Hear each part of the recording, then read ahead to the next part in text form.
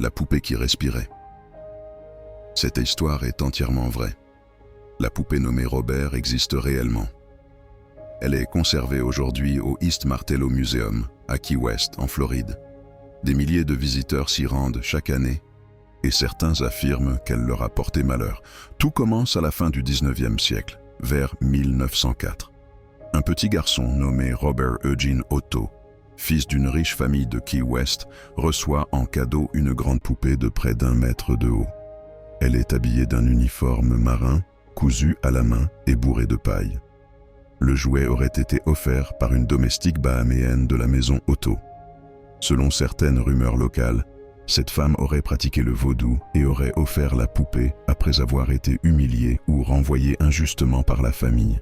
Le garçon, fasciné, nomme immédiatement la poupée Robert, comme lui. Très vite, il ne la quitte plus.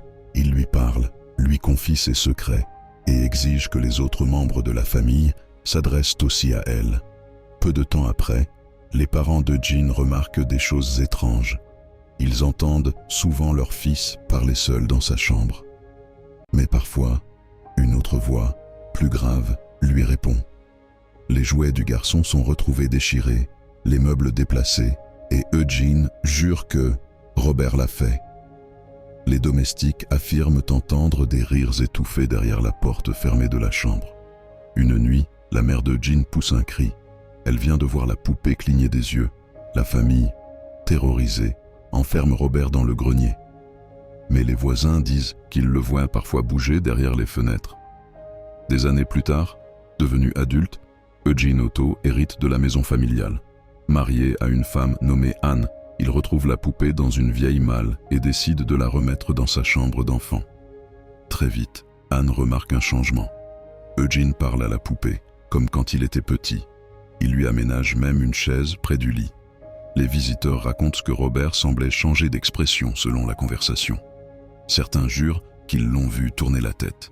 Anne, quant à elle, aurait dit à des amis « Parfois, la nuit, j'entends Eugene discuter et je suis sûr que quelqu'un lui répond. » Après la mort de Jean, la maison est vendue. Les nouveaux propriétaires trouvent la poupée et la rangent au grenier. Mais les phénomènes continuent.